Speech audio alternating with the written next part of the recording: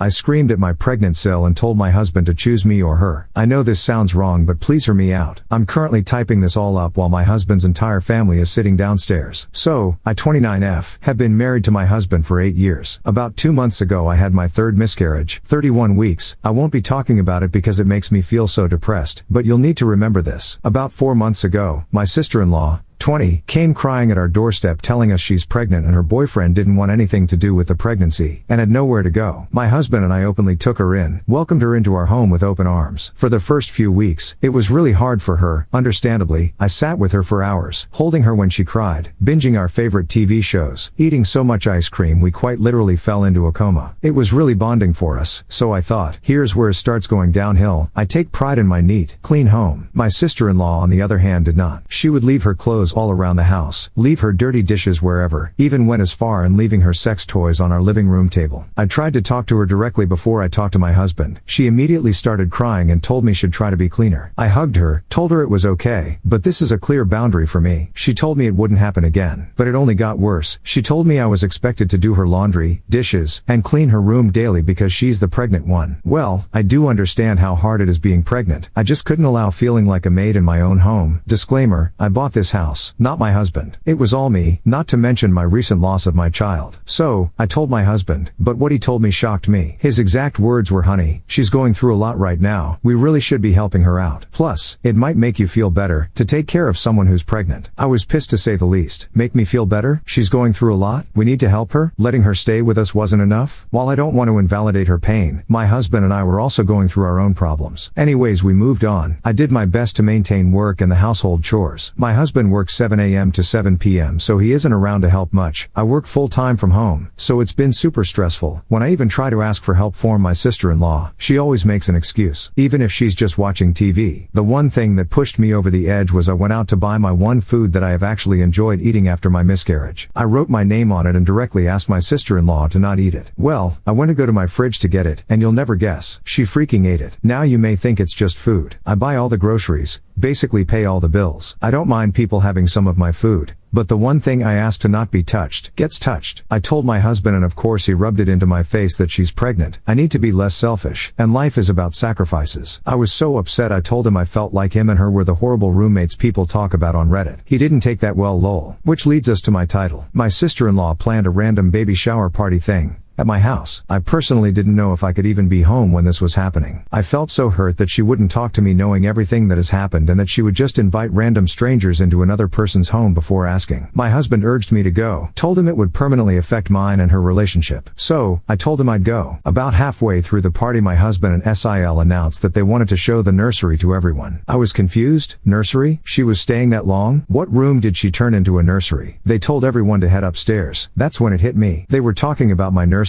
For my baby I had just lost. A wave of emotions hit me when I saw everyone in my baby's nursery telling her what a good job they did setting it up. My setup for my baby that my body failed to give me. I just lost it. I started sobbing. Then that sadness turned into pure rage. I started yelling at my sister-in-law, telling her she's the foulest human for putting me through everything she has for the last few months, making me feel like I was a maid or an object for her convenience. Through choked up tears I turned to my husband whose jaw was on the floor. I turned my head to see his entire family just staring at me. I lost it again. Yelling, I looked at my sister-in-law telling her, how dare she use my nursery for my baby? How dare she think she has the right? What she told me made me fall to my knees sobbing. It's not my fault you couldn't produce a child. Why let this go to waste? You're so selfish. My husband tried to pick me up off the floor, but I yelled again, standing to my knees, which were now shaking. I told him, pick. A dumbfound look on his face. I yelled again, pick, me or her. He couldn't even muster up anything to say. I just looked at him, pure butyrol. I pushed past the crowd of family and ran straight up here to type this out. Even if no one sees this, at least it's helped me let these emotions out. Now's the point where I ask, am I the a-hole? Update, sorry for any typos or misspelt words. I'm not quite sure if this is the proper way to do an update, but hopefully everyone can see it. First, I just want to address a few comments. You can skip this part if you don't care, lol. I know I had a stillborn. The only reason I say miscarriage is because that is what my obstetrician told me was happening. Second off, some people have been saying this story is fake because of the way I described the argument. Falling to my knees, pure betrayal. Yes, I figured out I spelt it wrong. I can assure you it is not. I cannot make anyone believe me, but this is my life, so you can either think it's fake or not. Here's the update everyone's been asking for. Buckled up, it's a long one. After posting my story on Reddit, I sat on my bed, wiping my tears and telling myself I will not take this disrespect. I walked downstairs, shutting my nursery door on the way. I was greeted with everyone comforting my sister-in-law. I kindly asked everyone besides my sister-in-law and husband to respectfully get the fuck out of my house. After all the dirty looks and shaming, it was just my husband, sister-in-law and myself. They sat themselves on the couch, not saying anything. I sat with them. The silence felt like forever. None of us had anything to say. I knew I'd have to start the conversation. I looked at my husband and said, "Did you decide?" He looked at me, just staring. I asked again in a firm tone this time. He ended up mumbling some sort of insult and I couldn't really make out what he said. Something with bitchy. I stood up and told them both to get out. Then they wanted to talk, telling me this is all a misunderstanding. They're sorry, blah blah blah. I grabbed a backpack from my shoe closet and told them to pack their shit. My sister-in-law told me I couldn't just make her leave, and I was a horrible person. I laughed in her face and told her this is my house, and I can do whatever I wanted. My husband stood next to me and told her it was only for a little while. I turned to him and said, "Oh, you too, get out." He got all mad and told me we were a married couple and that this isn't how marriage works. I told him, no it is not. Marriage is where two people support each other, and not treat their wife like shit. They both ended up leaving after many insults towards me. Oh, but wait, it's not over. This morning as I was getting ready for a Zoom meeting with a few other coworkers, when my husband showed up, I let him in, telling him to get whatever he needed and to go because I had to work. He started apologizing and telling me he wants to make it right. I told him I just need time away from him. Then he threw in my face, "Well, it's not my fault you lost our children. Maybe this would have never happened." My sister was right. You are selfish. I have never ever made my husband feel like he cannot grieve with me over this. Never made him feel less than because of his pain. I turned around and slapped him in the face. I never condone violence, and I'm very upset I would ever do that to another human. But I just couldn't deal with this. He took a step back and then threw all of my makeup on the floor, which I get, but then he started breaking all of my decor in my bathroom. I yelled at him to stop and that I was sorry, but he just kept going, even going as far as punching a hole in my bathroom wall. It was like I was seeing all of his bottled up emotions from our children's death come out. But he went too far when he tried to grab me, yelling in my face. I kicked him off and told him to get the fuck out. He walked out of the bathroom, and I watched him break a few more items as he left. The second he left I had a panic attack, looking at the mess he made, to even just seeing how much he hid his pain. I called my mother and told her everything that has been happening. I don't talk to my family much due to some past trauma with them. She told me she was on her way. The second she got here, I just broke down and she held me. Then she stood up and started taking pictures of everything he broke. I asked her what she was doing, and she turned to me and said, "We're suing this posse." I honestly didn't even argue. I was so hurt by everything my husband did to me. My mom packed up my computer and I grabbed a few outfits. My mom and I drove to a hotel, and she insisted on staying with me. While I finished up work, my mom called a locksmith and my attorney. I will be divorcing him as well. So, there it is. Here's the update everyone has been waiting for. I feel guilty for just giving up on my husband and 8 years of our marriage, but it's time for a divorce. I can't live like this, and neither can my husband. I wish I could say we moved on, forgave each other, and I got to see my sister-in-law have her baby. But that's not reality. If anything else happens, I will let you all know. Thank you, guys, for the support and help with this situation. Now story 2. Kicked out my husband after finding photos from the nanny. I'm new to Reddit, but my little sister suggested I ask here. I'm 28F. My daughter is Cassie 11 months and my husband is Alex 35. So basically it's just what the title says. I had Cassie and then returned to work, psychologist, as I could never be a SOM. I'm actually French but live in the US. So when I returned at the 4-month mark, as I had a difficult birth, we looked around to find a nanny to look after Cassie whilst myself and Alex were at work. We saw a few girls, but then one of Alex's colleagues suggested his daughter who had dropped out of college. Let's call her Liv 20F. Everything went well. Admittedly, I did notice her being quite attached to Cassie, but I brushed it off as a good friendship between the two. She also liked Alex. It was obvious she had a crush on him, always batting her lashes and giggling. I actually found it amusing as I'm confident in myself. He always laughed it off with me too. But then on Thursday night, he asked me to do something on his phone whilst he bathed Cassie, and I saw some pictures flash up from Liv. When I looked at them, they were obviously sexy nudes. She was wearing skimpy lingerie and in provocative poses. I looked back at the history and she had been sending these for a while. As far as I can see, Alex has never responded, but obviously texts can be deleted. When I asked him, he got defensive and told me to stop using my psychiatrist tricks on him. I was not happy with his non-answers and it ended up in a shouting match waking Cassie. So I got him a bag and threw him out. Told him he's not welcome back until I have answers. I'm considering taking Cassie back home to see my family in France for a little bit. His mother and friends have been blowing up my phone saying I'm being too harsh and they were harmless texts. Nevertheless, I feel disrespected and that doesn't fly with me. Was I too harsh? Should I accept his claims that he never responded? Edit. Not husband, fiancé. Also, I'm not taking Cassie to France. We will visit my family for a few weeks and Alex has given consent. Update. I'd like to start this off addressing the comments stating I'm kidnapping my daughter. I'm taking her with me to visit my family back home in France for a few weeks. Her father has given his consent. It is a non-issue. There was also confusion about my job. I work in the psychology field and I was just using this post as a sounding board really. The responses from his friends and mother made me question myself. As stated, I informed Liv's father of what happened. He was furious both with Alex and Liv. He apologized to me and said he will try to get the truth from her and that she rebels any chance she gets, but this was disgusting. I then looked through the camera in my daughter's nursery and I saw a clip of Liv asking if she wanted a sister or brother from Miss Livy and Daddy. That made me feel sick to my stomach. She responded to her dismissal with denials, but I told her I had the footage and that she was to never lay a hand on my baby again. But if she wanted Alex so bad she could have him. I reminded her that how you get them is how you lose them and he would soon tire of a 20-something college dropout kid. Alex returned to the house temporarily for us to talk. After me showing him the camera footage and texts from Livy, broke down and said he was really sorry. He admitted that whilst nothing had physically happened between them, they had been exchanging photos and messages for a month or two. He showed me the original messages and it was her who had pursued him. She started by saying she felt like a schoolgirl around him and said she needed advice from an important man like him and sent a photo of her in lingerie asking if it was sexy. He started out not really responding, but after a few texts he responded and it started from there. She was saying things about them being a happy family together, but he never responded to those texts. He begged me to forgive him and start fresh. He said we can move and that we have plenty of money. He will do whatever I want. I told him what I want is to go home for a few weeks so that what I'm doing. Cassie and I are flying tomorrow. He honestly looks so pathetic right now. They are welcome to each other. There will be no wedding and I will be consulting with a custody lawyer once I get to France to see my options both in the US and internationally. But as someone in the comments said, I stayed in the US not because I think it's a good place to live but because that's where Alex was based and wanted to build our family. However, I will always support the daughter-father relationship, but he cannot have our daughter and his nanny. Now that's not happening. I would like to move home and most certainly away from the slutty nanny. I am not looking for custody advice. Mini update from Liv father. He has found and sent me some of the deleted messages. Liv talks about wanting me out of the picture so she can be Cassie's mom. Update 2. Hi guys. Thanks so much to all of you putting support and advice under my 2 posts. There are also some very obvious insecure incels in the comments claiming I'm kidnapping my daughter, you're giving my sister and I some great laughs. Anyway, for the update, Cassie and I have been in France for 2 days now. It's been so wonderful to be back with my family after missing them for so long. They've been doting on Cassie, especially my mother and father, who even though are divorced remain very amicable for the sake of my sisters, and mama had a whole room set up with toys and blankets for Cassie. I've also been loving the wine and cheese and gossiping with my sisters. It's been very good to let loose after all of the stress honestly. And I've gotten to ride my family's horse and show him to Cassie finally. Someone suggested I meet up with some old friends to go out and let loose, so that's exactly what I did last night. I had a great night meeting back up with some of my old university friends. We went out into the city, had some great food and wine and went dancing. There's this one guy from our group who used to very flirty with me back in the day. Anyways, one thing or another happened and we ended up going back to his place. It was good actually. He listened to what I wanted and we were both very pleased at the end. Smile. Cassie's happy as am I. I'm meeting a lawyer today and my ex has been ringing. I let him talk to Cassie whenever he wants, but I'm refusing to engage whilst I'm on my break. Edit. People need to calm down. I didn't say I'd had sex with him. Since people seem to want details, we went back to his, talked about life and had a make out session. Although it doesn't matter as I had kicked me ex to the curb already. Also, Liv contacted me out of anger when Alex cut all contact with her to show that they had a one-night stand a few weeks before I found out. Update 3. Hi guys. A lot of you still comment on my old posts asking for an update, so I thought I'd let you guys know what's happened in the past few months, as I'm sure it'll anger the men in the comments again. So after going to France to visit my parents immediately after what happened 6 months ago, I agreed with my family that I needed to come home to France with my daughter. My family said they would provide any help I needed with moving and lawyers, and my father said a prayer we never had the wedding as there was no divorce to have to go through. When I returned to the US, I informed my ex-fiancé that there would be no compromise or discussion on my next steps. Cassie and I were returning to France so I would have my support system closer and I wouldn't feel so isolated. I told him I'd never try to stop his relationship with Cassie and that he would be welcome to visit her in France depending on where he decided to live, and that I would happily bring her back to the States for visits periodically. However, I wouldn't compromise with Liv. If I found out she had been near my daughter, I would stop all contact between him and Cassie. I felt like after what he had put me through and how he had disrespected me, I was quite gracious with my offers. We managed to sort the move out in the next 2 months and sign an agreement which stated I was the primary custodian of our daughter and I made most decisions regarding her. It set out specific times Alex would be able to see or have Cassie. He basically agreed to all of this because he thought once I had left the US I would become more sympathetic and let him back in once we were in France. I didn't bother to correct him frankly because it benefited myself. I found a really nice apartment a street over from my parents, so I moved in there once my parents and sister had helped me get it decorated before I came to France. We've been here for just over 4 months now and Cassie is settling in great. She goes to a daycare with my friend's son and has made great connection here with other kids. I'd forgotten how much more social the side of having kids was in Europe compared to the US. Once I was added to the parents group chat, the other mothers had immediately suggested welcome drinks to get to know me better, and I've made some amazing friends with other mums and dads. I didn't have any of this in the US. It's really helped Cassie's language skills as her French is developing much better than when it was just me speaking it to her. I've put her in baby ballet like my parents did with me and she's loving it. We've gotten a rescue cat called Walter and Cassie adores him. He sleeps at the end of her bed and looks after her all the time. Alex has been over twice since, even though I had given him plenty more chances to see Cassie, however he didn't take me up on them. For context, there is no issue with money or his passport to excuse why he won't fly. We spent Christmas with my parents and my sister and her partner and it was just a lovely celebration after the shit that happened. I've started seeing one of the doctors from the new hospital I work in now. It's still relatively new, so she's met Cassie only briefly. She works in the emergency department and she's honestly amazing. I did jokingly say Alex had put me off men but didn't mean to take it so literally. Bisexual woman, shocking I know. It's going slow as she knows what I've just come out of, but she's very laid back and a go with the flow type of person, which is exactly what I needed. Alex's mother is not happy as she is of the opinion I should have just ignored what happened between Alex and Liv. However, I'm not just a little American housewife who will ignore her husband's indiscretions. Thank you all for your advice and support in my initial posts. Edit: for all the Americans getting annoyed at the phrase little American housewife. Not my words, I was quite literally quoting Alex's mother and what she said to me. She is an American. She said when I was in her family I was expected to act like a normal American housewife and forgive my husband like her and her daughter do. None of that European nonsense. Edit. It's really funny to see the men in the comments proving that there is still a double standard. I don't know why I as the mother am expected to stay in a country that doesn't speak my first language, where I don't have any family, little friends, no support, have to deal with Alex's family all for his sake so he doesn't have to make an extra effort to see his daughter when he was the one who decided to break the family in the first place. Also Americans, I'm sorry I'm not insulting you lol.